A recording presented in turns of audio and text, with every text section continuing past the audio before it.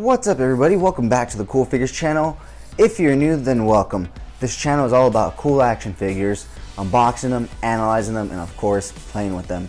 I try to upload daily videos except for Saturday and Sunday. Saturday's a hit or miss depending on how many videos I film during the week and depending on my schedule.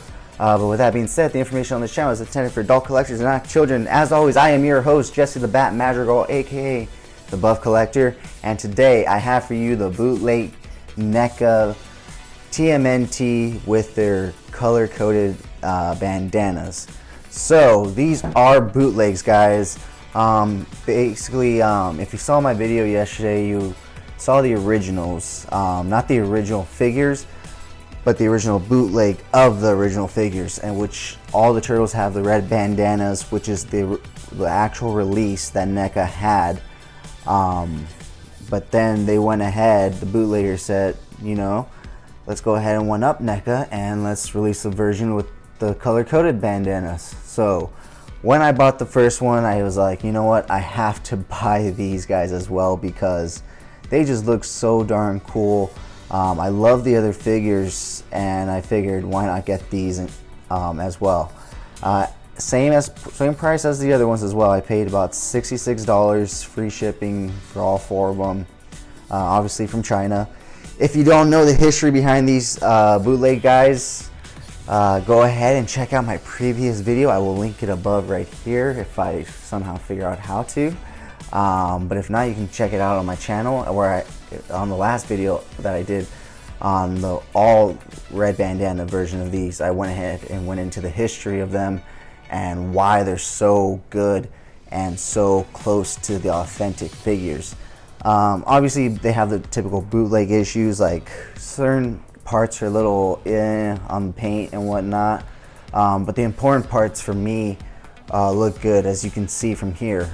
Their feet get a little faded green towards the tips of their toes, but like I said, you can't really tell unless you're looking at their feet straight on. And but from the feet up, they look amazing. Their paint application is really good, especially for bootlegs. You cannot complain at all. So I actually have them posed up in the position of the first panel of the first TMNT comic. I'll insert a picture right here, right now. So I have these guys displayed next to the all red bandanas, basically side by side, and the all red bandanas are in the pose of the first issue cover, and then these guys are in the first panel position.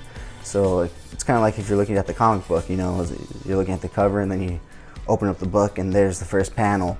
If you haven't read the first comic, I highly recommend it, unless you're young. It's very violent, very graphic, but that's what makes it amazing, is that you see the turtles as they were intended to be, actual Ninja Turtles, and not like the cartoons, watered down versions, or the movies where they take away their weapons and, oh, you can't do that and you can't do this.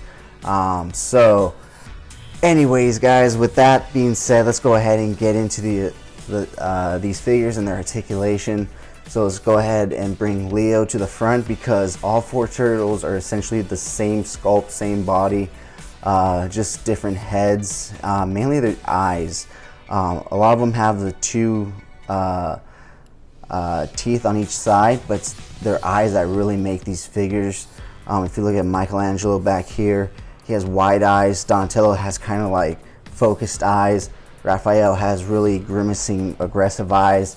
And Leo has eyes of just basically a leader, where he's like, I'm aggressive, but they're open enough to where he can still see things and call things out, you know, for the other turtles.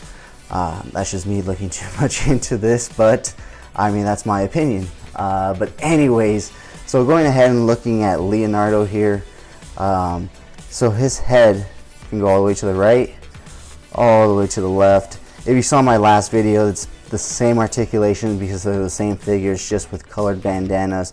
He has a joint under his head and at the base of his neck, which allows him to basically curl his head all the way down to his shell and look all the way up like this. Really cool, really cool. I really like that. I really enjoy that feature. Going ahead and taking the katana out of his hand so we can see the articulation on his arms. His shoulder joints, as with all of them, are pretty stiff, so if you just rotate them like that, it's good. The joints sometimes look like they're about to fall out, so that's why I do that. I mainly grab at the joint and rotate from there to make sure that everything stays in place. You get single hinge elbow joint. You get a hinge wrist this way too, but it's pretty tight, so I wouldn't mess with it. But you do get wrist rotation as well. Very tight as well though, but it does rotate. You get hip rotation right there, just you don't have ab crunch. That's the only thing these bootleg figures are missing, is the ab crunch feature that the actual NECA ones did have. Excuse me, I just messed something up. But looking at his leg articulation, he can go all the way out to the side, pretty far forward if you hinge it forward that way, but back, pretty far back as well. And then you have the double jointed knees right here, which is really cool for a bootleg. I mean, they put some really good detail. That's why I'm pretty sure these things are based off the original molds, because they have all the great stuff. But then you come down to the one flaw right here, the coloring in the toes, in a way, it's not really coming through on this camera. But also the gap in between the actual leg and the foot is pretty wide. But once again, it's an issue with the bottom of the figure, so it's not that big of an issue. You do get decent ankle swivel, ankle rotation all the way down, all the way up, and that's basically all the articulation these figures have. So yeah guys, basically the same thing as, well, not basically, but exactly the same thing as my last video, but these ones are just, you know, color coded, bandanaed, and you know, still bootlegs. But like I said, it's really cool to have both versions side by side on display, so I went ahead and bought both. So yeah, with that being said guys, let's go ahead and take these guys outside, take some sick pics, and we'll be right back.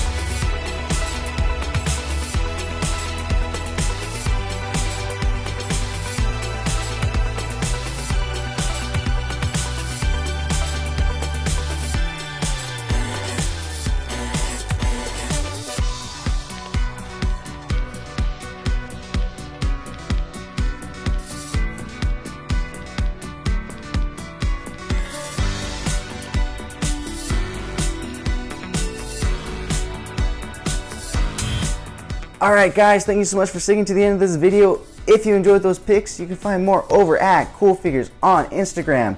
And if you enjoyed this video, please remember to leave a like. I am a growing YouTube, so any and all likes really do help, and I really do appreciate them all.